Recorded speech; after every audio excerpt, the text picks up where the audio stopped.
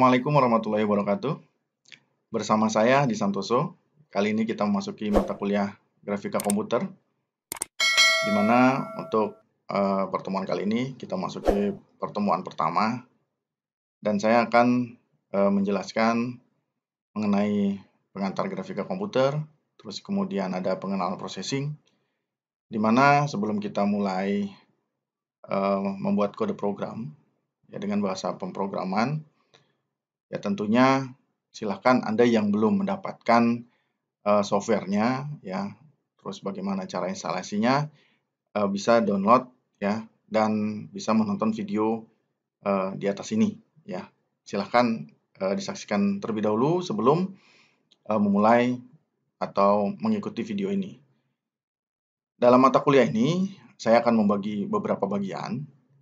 Yang pertama adalah, yaitu akan menjelaskan apakah grafika komputer itu, terus kemudian saya akan menjelaskan bagaimana software processing yang di dalamnya tentunya ada menu-menu ya, jadi lingkungan-lingkungan environment yang ada pada processing tersebut. Terus kemudian yang ketiga saya akan membahas mengenai struktur elemen kode yang memang dipakai oleh processing, fungsi-fungsi apa yang ada di dalamnya. Terus kemudian yang ketiga, yang keempat maksud saya, kita bisa langsung membuat objek-objek ya, bentuk-bentuk ya, sesuai dengan yang ada di lingkungan kita. Ya, misalnya kita membuat lingkaran, ya, terus kemudian kita membuat kotak, bisa juga kita membuat garis. Nah, baik, kita langsung saja untuk bagian yang pertama, apakah grafika komputer itu? Seperti yang sudah saya jelaskan di pertemuan sebelumnya ya mengenai pengenalan grafika komputer. Jadi grafika komputer itu adalah sebenarnya ada komputer, terus kemudian ada softwarenya. Yang software itu diinstal ke dalam komputer, di mana nanti softwarenya itu bisa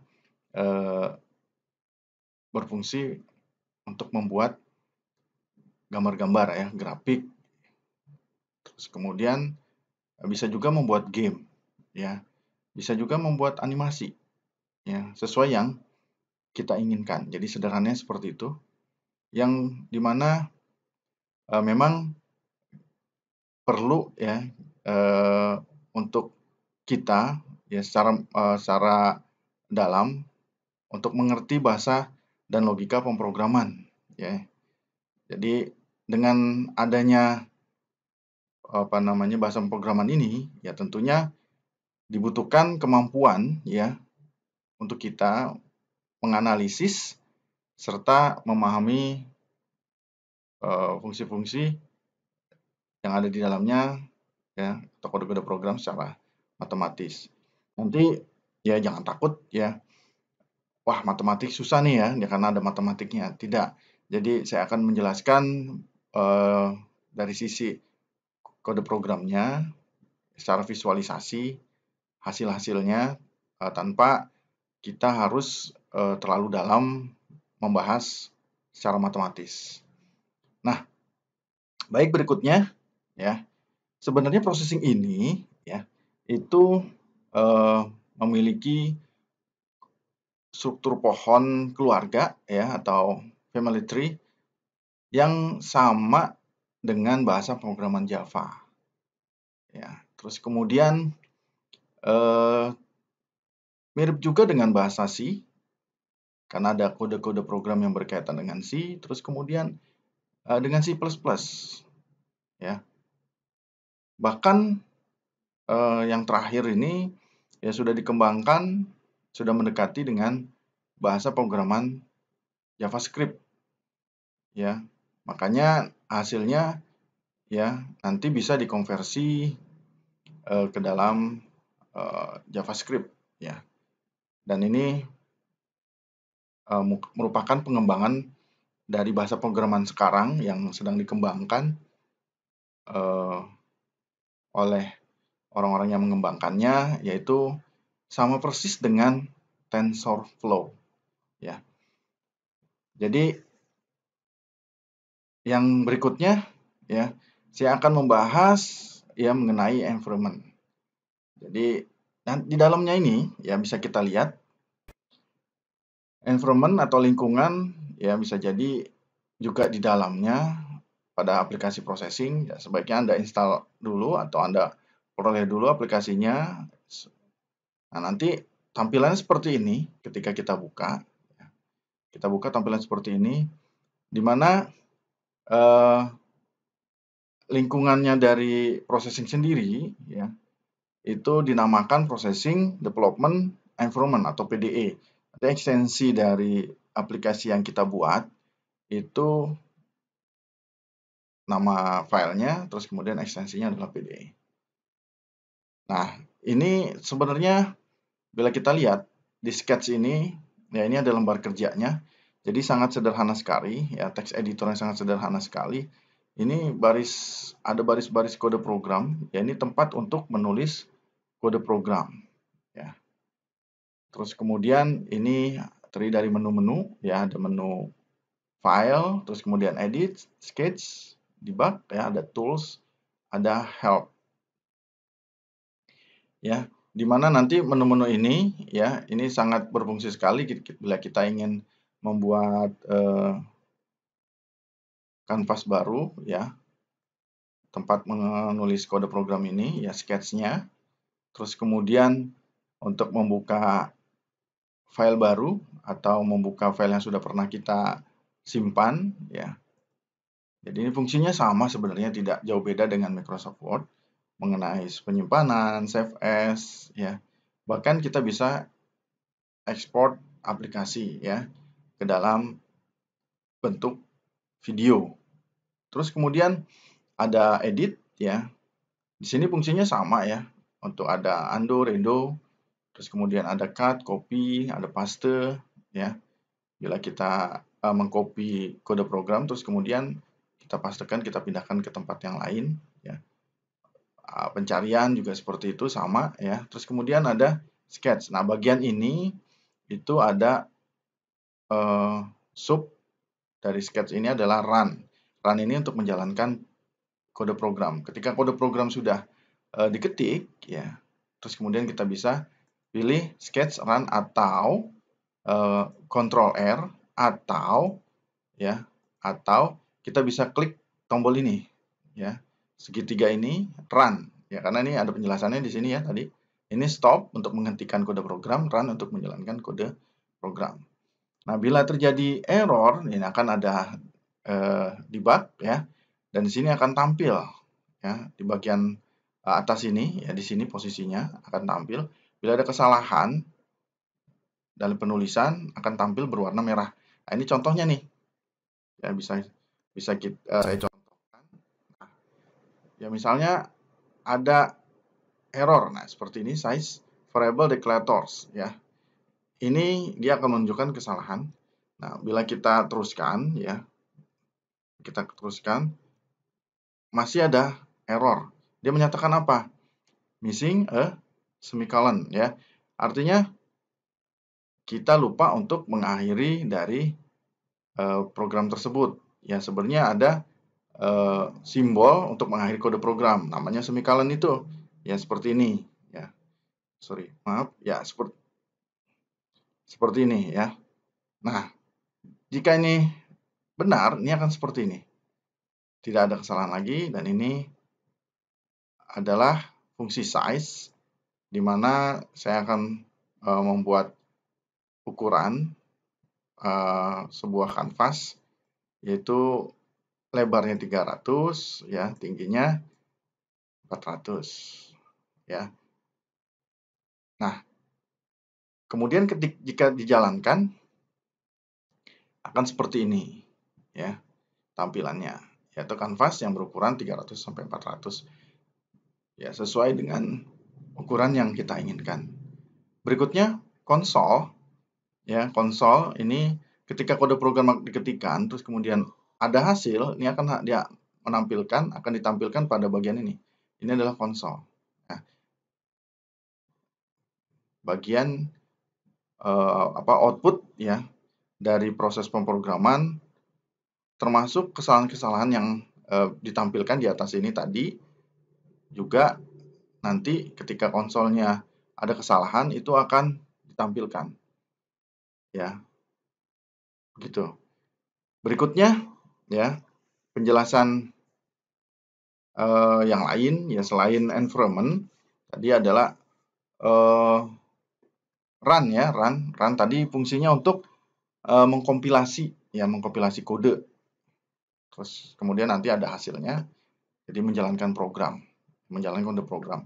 Stop untuk menghentikan kode program, ya. Terus kemudian tadi new untuk membuat sketsa baru, ya, atau kanvas baru.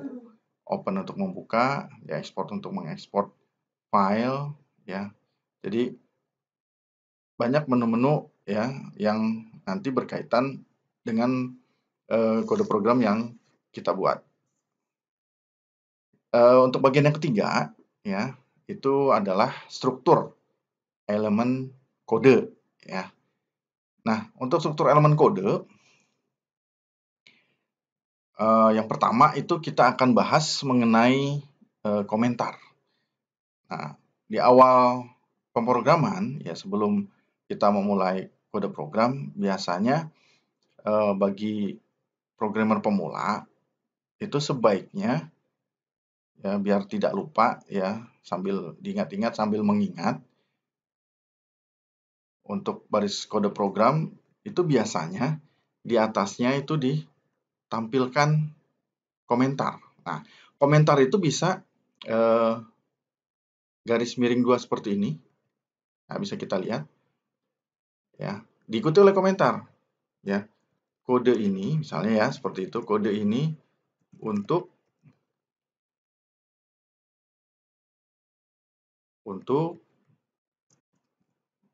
membuat sketsa atau tampilan layar atau kanvas dengan ukuran lebarnya 300, kemudian tingginya 400. Ya bisa jadi begini atau bisa kita jelaskan lagi seperti ini. Lebar 300, tinggi 400. Nah, artinya untuk yang garis miring 2 ini itu cukup menjelaskan satu baris program. Nah, bagaimana kalau misalnya baris programnya banyak? Kita perlu menjelaskan banyak baris ya atau multi line. Nah, untuk komentar yang multi line itu bisa kita buat seperti ini. Ya, bisa kita buat seperti ini di awal seperti ini terus kemudian di akhir ya di akhir seperti ini. Nah, di tengahnya di sini bisa kita isi beberapa kode ini ya, untuk membuat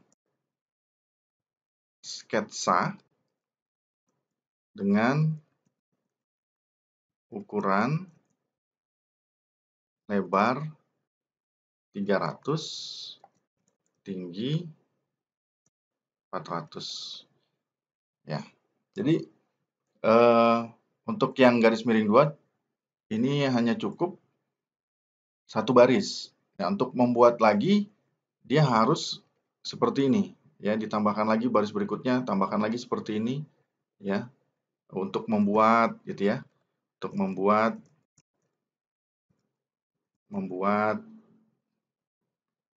terus kemudian sketsa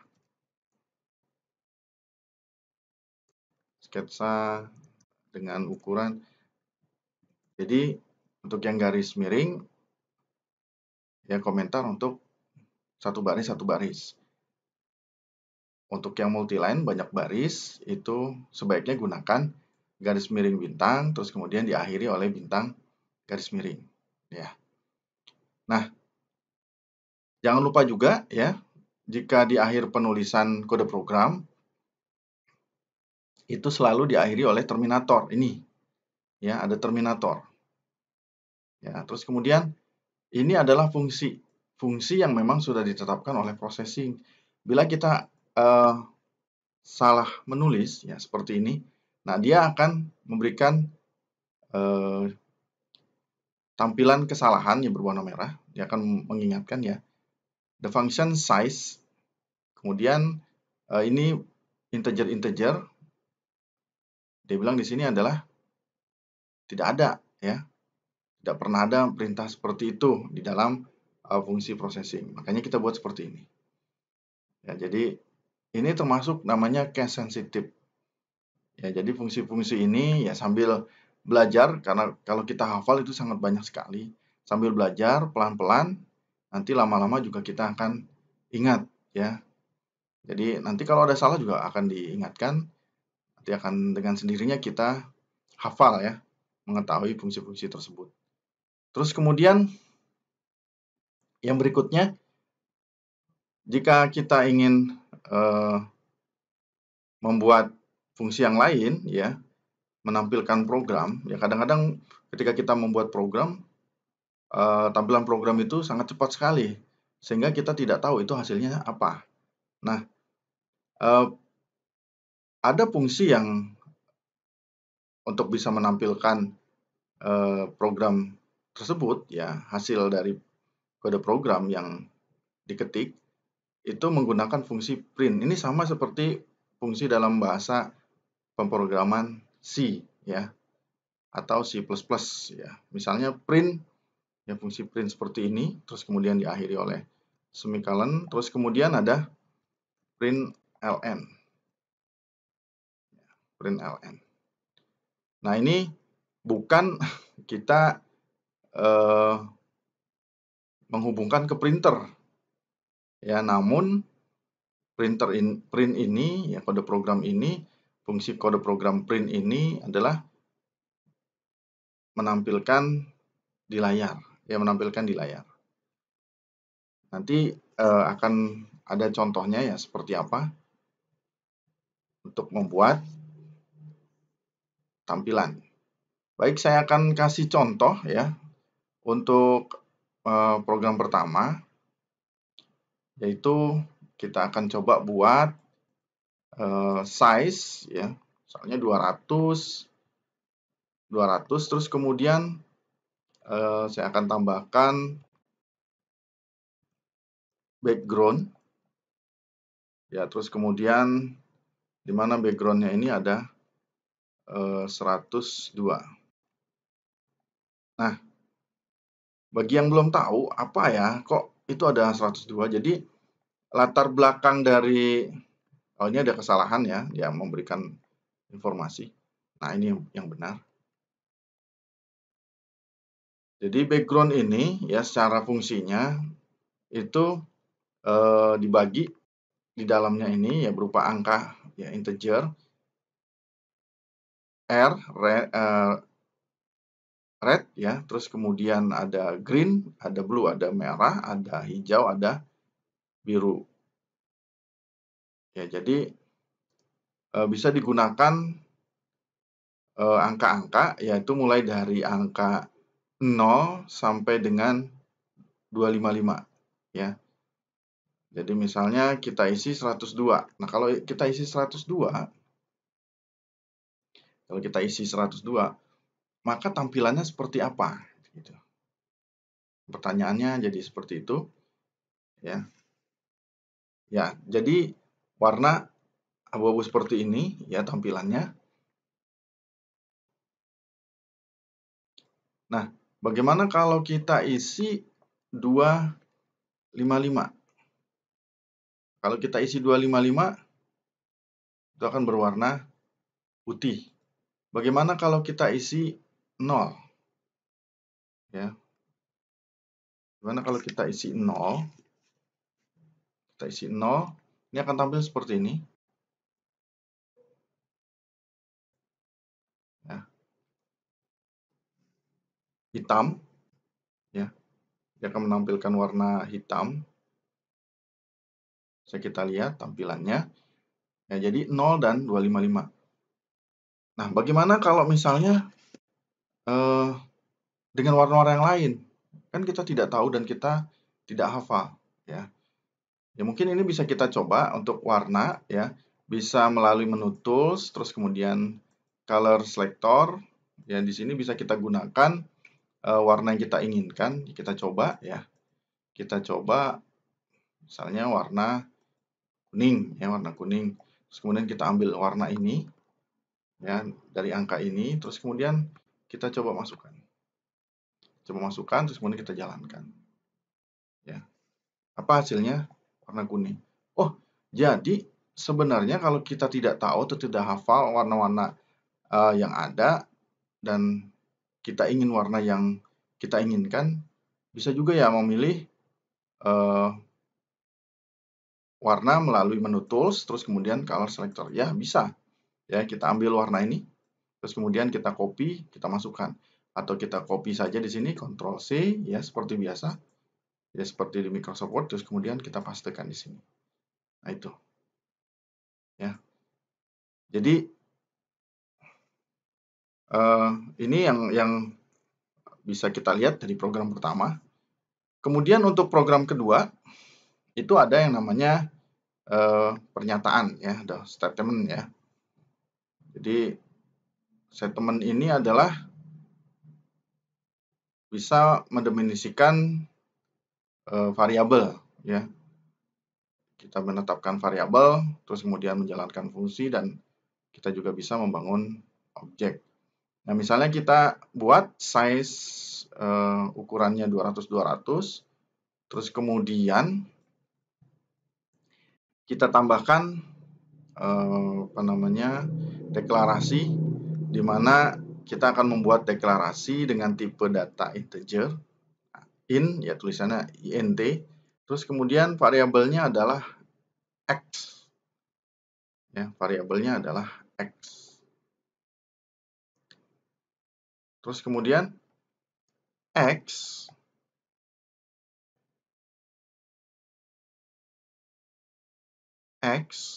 itu akan kita isi, ya, dengan satu angka, yaitu berisi 102. Angkanya 102, terus kemudian di sini kita isi background-nya X. Nah, dari penjelasan ini bisa kita lihat, ya.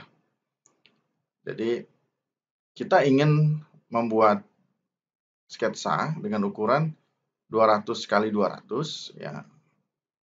Lebarnya 200, tingginya 200. Di mana kita buat variabel X dengan tipe data integer, ya, memang angka, karena di sini isinya angka, jadi kita harus sesuaikan, ya. Jika ini isinya bukan angka, ini akan variabelnya mungkin bukan integer, ya, deklarasinya. Nah, ini deklarasi variabel namanya. Nah, terus kemudian hasil dari sini bisa kita lihat seperti apa. Nah, hasilnya background-nya itu berwarna abu-abu. Seperti ini. Nah, ini adalah statement pernyataan, ya, kita buat deklarasi bahwa deklarasi variabel ini dengan tipe data integer, terus kemudian itu akan disimpan, ya, dengan angka 102 yang akan disimpan ke dalam variabel X. Kemudian variabel X ini, ya, itu akan dipanggil. Variabel X, ya, akan dipanggil pada saat membuat background, ya, seperti itu. Ini penjelasan dari kode program ini. Nah, berikutnya untuk program yang ketiga, bisa kita lihat ukurannya bisa kita rubah, ya, terserah dari keinginan kita masing-masing. 300-300, ya, mau 200-200, ya, silakan. Ini juga bisa kita rubah, misalnya 300. Kalau misalnya 300, bisa kita lihat hasilnya, ya, mungkin berbeda dari ukuran yang sebelumnya.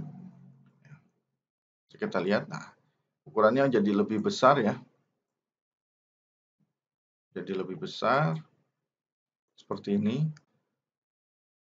Nah, terus kemudian, bagaimana kalau misalnya kita mau melihat tampilan pada konsol, ya, pada konsol.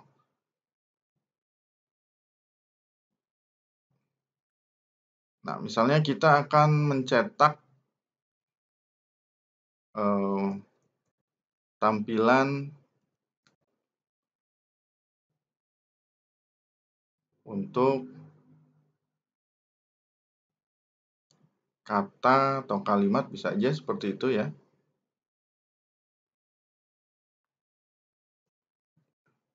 Kata atau kalimat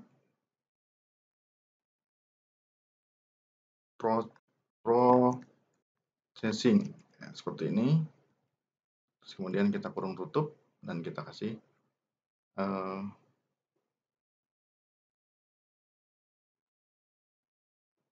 semicolon, jangan lupa ya, karena ini ada terminator. Jadi setiap mengakhiri penulisan kode program, kita wajib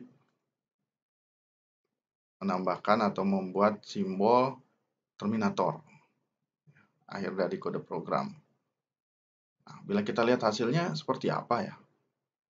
Oh, dia akan tampil seperti ini. Nah, tapi di sininya tampil, Pak. Iya, nggak apa-apa. Ya, tidak masalah. Karena ini tujuannya dia akan menampilkan di dalam konsol ya. Berikutnya, bila kita buat tipe data integer, terus kemudian variabelnya kita deklarasikan ke dalam X di angka 20, ya. Terus kemudian bagaimana kalau kita misalnya mencetak X. Nah, ini bisa kelihatan kira-kira hasilnya seperti apa ya. Seperti apa? Terus kemudian bagaimana kalau misalnya ini saya tambahkan print ln. Terus kemudian saya buat lagi print di bawahnya dengan angka 10. Kemudian saya akhiri seperti ini. Terus kemudian saya cetak lagi ya. Saya tampilkan ke layar itu dengan angka 20.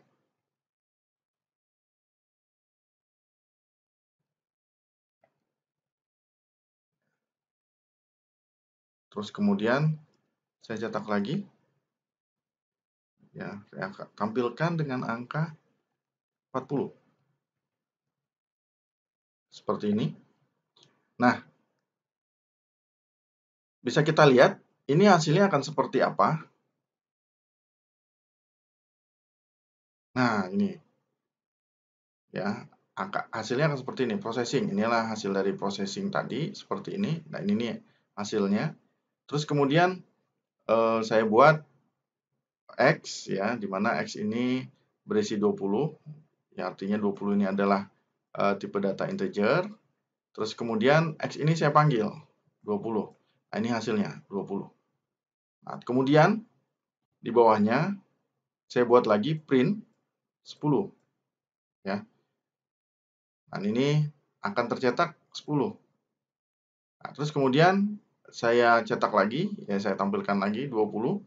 Dia akan tampil seperti ini. Loh, Pak, kenapa ini menjadi 1? Ya karena ketika dia cetak tanpa ln, dia akan menyatu ya, menyatu. Nah, ln ini adalah line.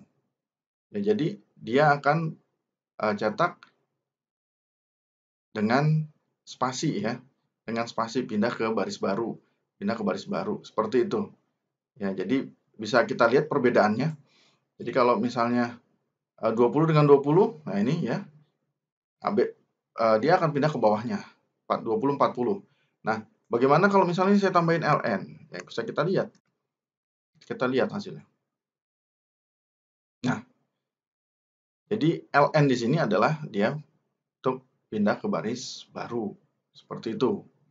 Ya, biar nggak bingung ya, biar nggak bingung. Untuk berikutnya, ya bisa kita lihat ya. Misalnya saya buat variabel, tidak harus X sebenarnya. Ya bisa juga X2. Oh, boleh ditambah angka? Boleh, boleh. Jadi bebas. Angka 20 ini akan tersimpan dalam variabel X2. Terus kemudian saya buat lagi variabel Y yang berisi angka 80. Terus kemudian saya akan cetak.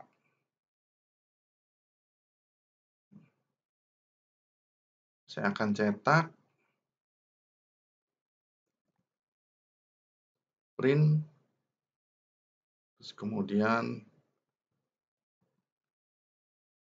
saya buat X2, terus kemudian saya bikin tambah,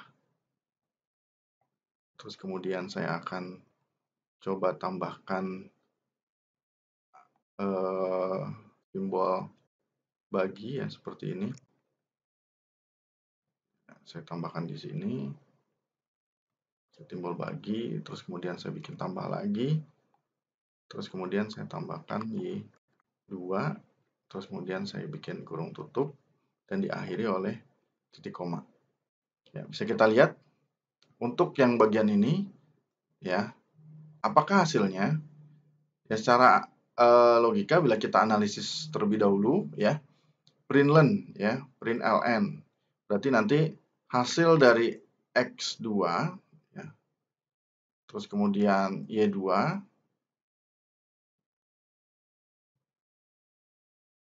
akan tercetak seperti ini ya. Kita lihat. Ya, tercetak seperti ini. Loh, Pak, kenapa tidak pindah ke baris baru ya? Ya karena di sini ada tanda tambah. Tanda tambah di sini adalah menggandengkan sebuah variabel. Ya, jadi dia menggandengkan, tambah baris. Artinya baris ke samping, bukan baris ke bawah. Ya, seperti ini. Terus kemudian titik 2, jadi dia akan menggandengkan X2 ini dengan titik 2, terus kemudian menggandengkan lagi ke sampingnya dengan Y2. Di mana X2 ini ya, itu berisi 20, terus kemudian Y2 ini itu berisi 80. Makanya tampilannya seperti ini. Ya. Nah, ini adalah contoh ya dari penulisan kode program untuk dasar-dasar kode program menggunakan processing ya, mulai dari variabel, terus kemudian deklarasi variabel ya, terus kemudian cara menampilkan di konsol, terus kemudian menampilkan di layar, pindah baris baru ya, dan tanpa baris baru tapi menggunakan tanda plus ya, begitu. Nah, mungkin setelah ini ya silahkan dicoba ya di slide yang sudah ada dikirim di Classroom yang mengenai latihannya, dicoba dulu ya untuk ada 3 soal. Ya, ini semacam refreshing, apakah Anda sudah memahaminya ya atau belum. Jadi nanti bisa saya lihat pemahaman Anda setelah saya menjelaskan sudah sampai mana ya.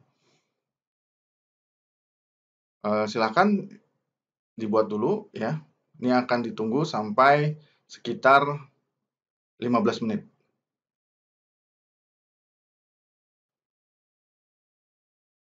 Oke, berikutnya saya akan menjelaskan mengenai shape ya, atau bentuk, koordinat, dan bentuk geometris.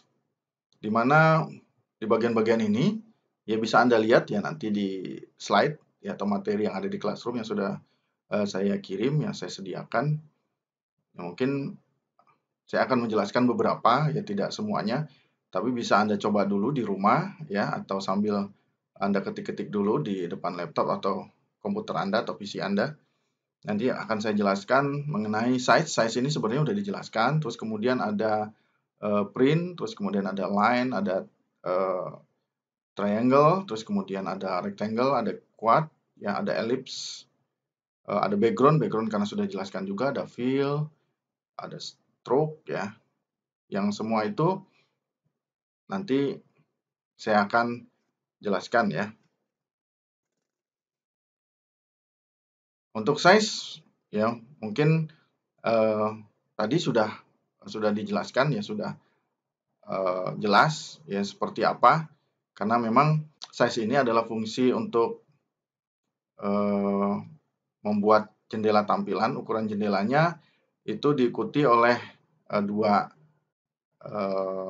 angka, dua parameter, yaitu, ya, ini contohnya, ya, dua parameter size diikuti oleh dua angka, dua parameter, yaitu isinya integer. Ini adalah lebar dan ini adalah tinggi, seperti itu, ya, seperti ini. Jangan lupa di akhirnya ada semicolon atau titik koma, ya, bisa juga terminator namanya.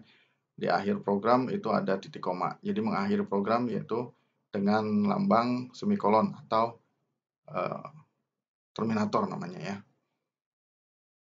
Nah, untuk lebih jelasnya, ya, untuk posisi-posisi kita menggambar biar lebih jelas, ya, mungkin bisa lihat di layar ini, ya. Ya, bisa dilihat di layar. Jadi ada posisi X ke samping dan ke bawah ada posisi Y. Dan di situ ada contoh, ya, di mana ada koordinat-koordinat, kotak-kotak, ya, untuk menempatkan posisi-posisi sesuai dengan koordinat X dan koordinat Y. Ingat koordinat X dulu baru Y. Jadi X itu jarak, ya, horizontal dari titik asal. Dan koordinat Y itu adalah jarak vertikal, ya. Berikutnya, bila kita lihat, selain size itu ada yang namanya point. Jadi point itu membuat titik. Nah, dasarnya dari koordinat yang tadi, X dan Y. Jangan lupa, misalnya seperti ini, saya akan membuat point dimulai dari X 20, terus kemudian Y 30, ya. Maka akan tampil seperti ini. Ya, maka akan tampil seperti ini. Titiknya sangat kecil sekali, ya. Seperti ini tidak kelihatan, ya. Jadi sangat kecil sekali. Nah, ini untuk poin, ya. Ini bisa dirubah-rubah angkanya sesuai dengan yang kita inginkan, ya. Mau 200, 100 dan seterusnya, ya.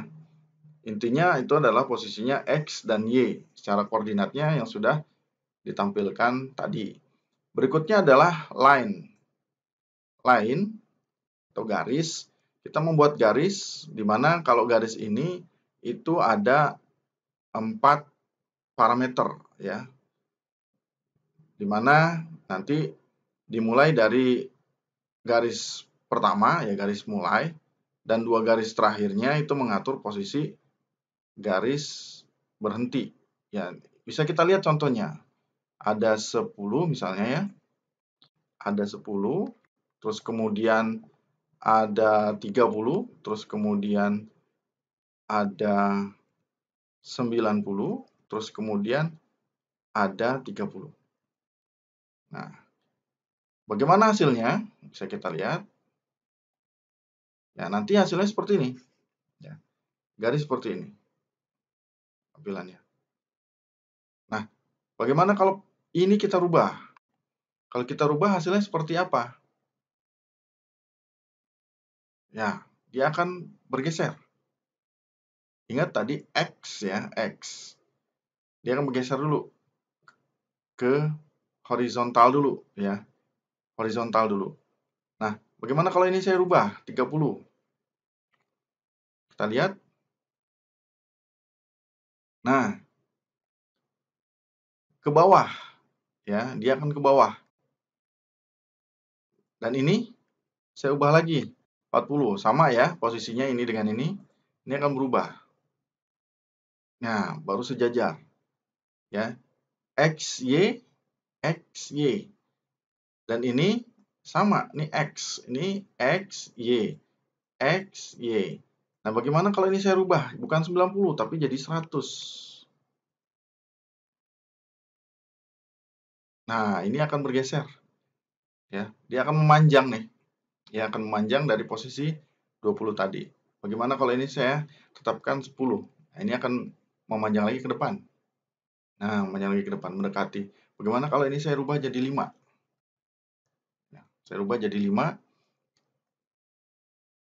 Nah, dia akan mendekati kotak, ya, batas kotak ini. Begitu. Ini untuk penjelasan line, ya. Bagaimana dengan triangle, segitiga? Untuk penjelasan segitiga, ini ada 6 ya untuk apa namanya, triangle. Ada 6 parameter, ya. Ada 6 parameter yang fungsinya seperti ini. Ya, ingat huruf kecil semua. Tadi ada line, ya, terus kemudian tadi ada size, ada background, huruf kecil semua. Dimana sama, ya, ada 6 parameter, XY 1, XY 2, sama XY 3. Pasangan pertama itu mendefinisikan titik pertama. Terus kemudian pasangan yang kedua itu titik kedua. Nah, pasangan terakhir itu titik ketiga. Jadi yang perlu diingat seperti itu aja. Ya, tidak terlalu susah juga, ya, tidak terlalu rumit. Intinya pada hal ini itu ya yang penting adalah mencoba. Ya, kita rajin-rajin mencoba. Ya, nanti bisa kelihatan hasilnya seperti apa. Misalnya 60, terus kemudian ada baris berikutnya XY 10. Ini untuk titik pertama. Terus kemudian 25. Ini untuk titik kedua. Ya, ini juga 60 untuk titik kedua. Untuk yang titik ketiga itu ada 75 dan 65. Nah, bisa kita lihat hasilnya seperti apa sih?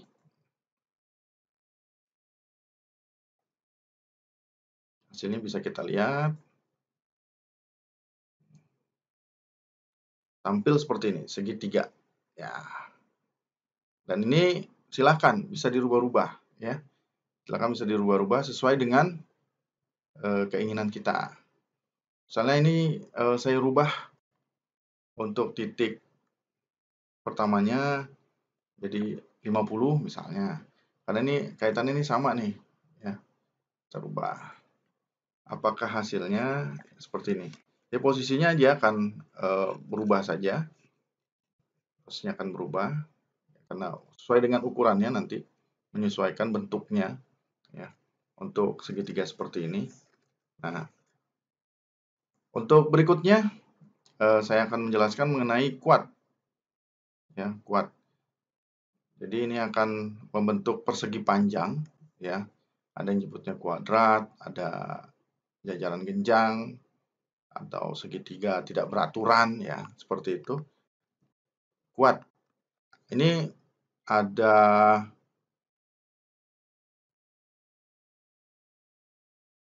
ada 8, ya. Ada 8 parameter. Ada 8 parameter dengan fungsinya seperti ini. Kuadnya dengan huruf kecil fungsinya. Tapi kita akan coba untuk membuat parameter ini, yaitu misalnya kita isi dengan 30, terus kemudian kita isi dengan ini bisa juga diisi 20 saja, terus kemudian 20, 20, terus kemudian ada 70, ada 60, ada 90, ada 60, dan ada 40. Ya, bisa kita lihat hasilnya seperti apa sih? Ya, ini hasilnya.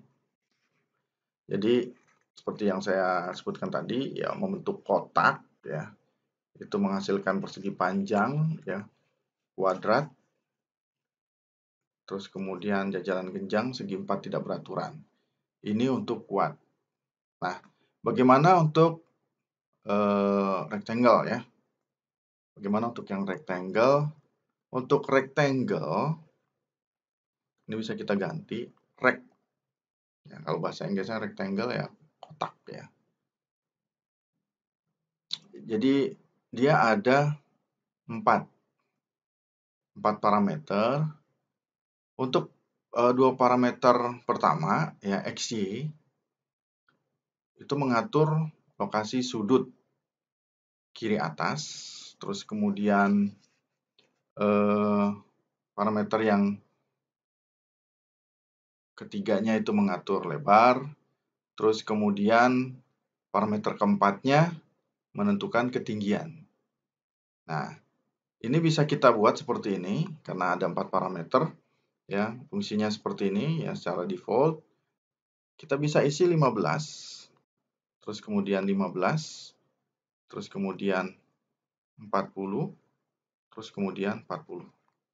Ya, bisa kita lihat hasilnya seperti apa ya. Kotak seperti ini ya. Ya, kotak seperti ini, dan ini bisa kita ubah-ubah sesuai dengan kita angkanya. Sama seperti apa namanya? Tadi saya ubah-ubah untuk posisi-posisinya XY, XY. Ya, ingat koordinat patokannya koordinat yang saya berikan tadi. Terus kemudian berikutnya ada elips ya. Elips. Elips ini sama, XY ada 4 parameter, XY, terus kemudian dia ada lebar tinggi. Jadi XY, koordinat XY yang pertama, terus diikuti oleh lebar dan tinggi. Ya. Nah, bila kita lihat di sini, bisa saya kasih contoh, 40, terus kemudian 40, dan ada 60, ya ini 60. Ini XY posisi X dan Y, 40, 40. Terus kemudian ini adalah 60, ini adalah lebar, dan 60 di sini adalah tinggi. Bisa kita lihat hasilnya. Nah, ini hasilnya. Elips. Elips itu ya lingkaran. Kita membuat lingkaran. Nah, ini juga bisa dicoba-coba, silahkan ya. Silahkan Anda bisa coba-coba sendiri seperti apa ya. Terus kemudian ada yang namanya Bezier ya. Selain elips ada Bezier, yaitu dia ada 8 parameter ya.